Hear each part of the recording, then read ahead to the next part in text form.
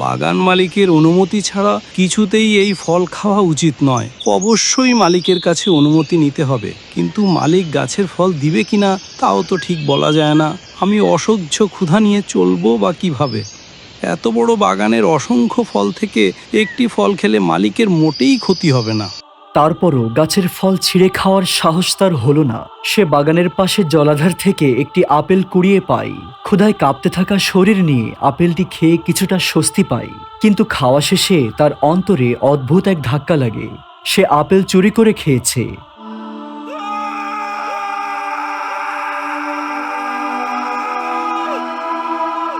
তোমার কি হয়েছে বাছা? এত চিন্তা করছো কেন?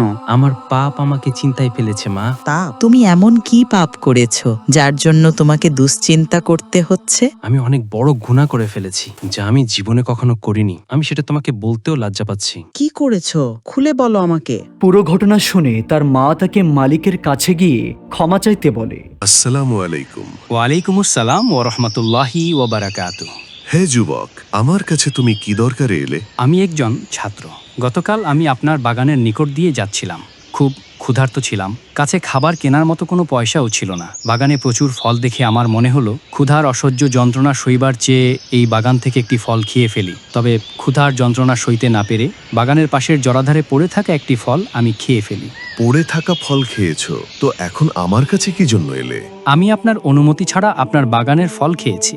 যদিও পড়ে থাকা ফল, তবু তার মালিক তো আপনিই। আমি এসেছি আপনার নিকটে নিজের অপরাধ স্বীকার করার জন্য। আর আমি আমার কৃতকর্মের জন্য আপনার কাছে অত্যন্ত লজ্জিত। আপনি আমাকে ক্ষমা করে দিন, কারণ আমি ভয় করি যে কিয়ামতের দিন এ ব্যাপারে আল্লাহ আমাকে জিজ্ঞাসা করবেন। ভাবাই যায় না, একজন যুবক মালিকের অনুমতি ছাড়া পড়ে থাকা একটি মাত্র ফল খেয়ে অনুশোচনায় এতটা অস্থির হয়ে পড়বে। তোমার কিভাবে সাহস হয় আমার বাগান থেকে আমার অনুমতি ছাড়া ফল খাওয়ার? আমি তো বললামই, আমার মনে হচ্ছিল যে আমি ক্ষুধার জ্বালায় মারা যাব। তাহলে কেন আমার দুয়ারে এসে আমার কাছে অনুমতি চাইলে না? সেটাই আমার ভুল ছিল। তাই এখন আপনার কাছে আমার অপরাধ স্বীকার করে ক্ষমা চাইতে এসেছি। তুমি আমার মাল নষ্ট করেছো, আমি তোমাকে কখনোই ক্ষমা করব না। আর কিয়ামতের দিন আমি তোমাকে আল্লাহর সামনে আসামি রূপে দাঁড় করাবো। সর্দার, একটু দাঁড়ান সর্দার। আমার ভুলের ক্ষমা পেতে আপনি যা বলবেন আমি তাই করতে রাজি। আপনি যদি বলেন পুরো 1 বছর কোনো পারিশ্রমিক ছাড়াই আপনার বাগান পাহারা দিয়ে দিতে হবে, আমি তাও করতে রাজি। তবুও আপনি আমাকে মাফ করে দিন।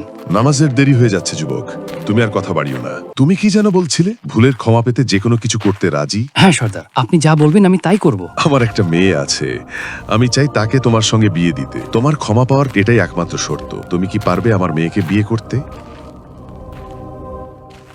পারবো অবশ্য, তবে এই মুহূর্তে আমার কাছে বিয়ে করার মতো উপযুক্ত অর্থ নেই। আমি তো ছাত্র। তোমার কোনো খরচ করার প্রয়োজন পড়বে না, তুমি এখানেই আমার বাড়িতে থাকবে। এখন ভেবে দেখো, তুমি কি এই বিয়ে করবে, নাকি আমি তোমাকে কিয়ামতের দিন আল্লাহর সামনে দায়ী করব? না না, আমি রাজি। আপনার মেয়েকে বিয়ে করতে আমি রাজি। খুবই ভালো কথা। তবে জেনে রেখো, আমার মেয়ে কিন্তু অন্ধ, বধির এবং বোবা। আবার সে খোড়া, হাঁটতেও পারে না। হায় আল্লাহ, এত সমস্যা একজন মেয়ের মধ্যেই? ভেবে দেখো, আমি সকাল পর্যন্ত তোমার জবাবের জন্য অপেক্ষা করব। এখন আমি কি করব মা? তুমি কি এই অকেজো মেয়েটাকে বিয়ে করতে চাচ্ছ নাকি? আমি জানি না, এটা চরম একটি পরীক্ষা। তোমার উচিত আগামীকাল সকালেই তার পিতার কাছে যাওয়া এবং বিবাহের জন্য সম্মতি জানিয়ে দেওয়া। আমি তো চরম বিপাকে পড়ে গেলাম। এখন যদি ওই মেয়েকে বিয়ে করি, তাহলে সারা জীবনের জন্য আমি আটকা পড়ে যাব। আর যদি বিয়ে না করো, তাহলে কিয়ামতের দিন সর্দার তোমাকে আল্লাহর সামনে আসামি বানাবেন। এখন তোমার সামনে ইস্তেখারার নামাজ পড়া ছাড়া আর কোনো উপায় নেই। বান্দার যে কোনো জটিল অবস্থা আল্লাহর কাছে সঁপে দেওয়া উচিত। তিনি সঠিক পথ প্রদর্শন করবেন। নামাজের পর তার মন প্রশান্ত হয়, তাই সে এই বিয়ের প্রস্তাবে সম্মত হয়। আমার পাপের প্রায়শ্চিত্তের জন্য আপনার শর্ত মানতে আমি রাজি। তুমি কি এ ব্যাপারে ইস্তেখারা করেছিলে? হ্যাঁ, করেছিলাম। নামাজের পরে তোমার কেমন অনুভব হয়েছে? আমি অত্যন্ত প্রশান্তি অনুভব করেছি এবং আমার মনে হচ্ছে এই বিবাহের মধ্যে আল্লাহ তাআলা অনেক বরকত নিহিত রেখেছেন। তার মানে আমার মেয়ে বোবা কালা অন্ধ এবং খোড়া জানা সত্ত্বেও তুমি এই বিবাহে রাজি হচ্ছ? আমি মনে করি এটা আল্লাহর পক্ষ থেকে মহৎ পরীক্ষা। আমি যদি আমার অবস্থায় ধৈর্য ধারণ করতে পারি, তাহলে আপনি আমাকে ক্ষমা করবেন। হে যুবক, আমি আমার জীবনে তোমার মতো এত পরহেজগার লোক দেখিনি। তার মানে আপনি আমাকে শেষ পর্যন্ত ক্ষমা করে দিচ্ছেন? হ্যাঁ, আমি তোমাকে ক্ষমা করে দিচ্ছি, সাথে সাথে আমার মেয়েকে তোমার সাথে বিয়ে দিয়ে দিচ্ছি এবং তুমি এখনই তাকে দেখতে পাবে। সে তোমার অপেক্ষায় বসে আছে। আসসালামু আলাইকুম ওয়া রাহমাতুল্লাহ। ওয়ালাইকুম সর্দার যে বলেছিলেন তার মেয়ে বোবা, কথা বলতে জানে না, তাহলে আপনি সালাম দিলেন কিভাবে? আপনি কি কথা বলতে পারেন? অবশ্যই আমি কথা বলতে পারি। আমার প্রশ্নের উত্তর দিলেন, তার মানে আপনি শুনতেও পারেন? হ্যাঁ, আমি শুনতে পাই। কিন্তু আপনি দাঁড়িয়ে কেন? আসুন বসে কথা বলি। আমার দাঁড়ানো অবস্থাতেই আপনি আমাকে দেখে নিন। অবশ্যই আমি আপনাকে ভালোভাবেই দেখব। এ কি, আপনি নিজ পায়ে হাঁটতেও পারেন? পারবো না কেন?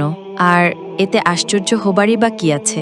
আপনার পিতা বলেছিলেন যে আপনি কানা, বধির, বোবা, খোড়া। আপনি নাকি চোখে দেখতে পান না, কানে শুনতে পান না, মুখে বলতে পারেন না, পায়ে হাঁটতে পারেন না। আব্বু তো ঠিকই বলেছেন। আমি চোখে দেখি না, কারণ আল্লাহ যা দেখতে নিষেধ করেছেন আমি তা কখনোই দেখি না। আবার আমি কানে শুনতে পাই না, কারণ আল্লাহ যা শুনতে নিষেধ করেছেন আমি তা কখনোই শুনি না।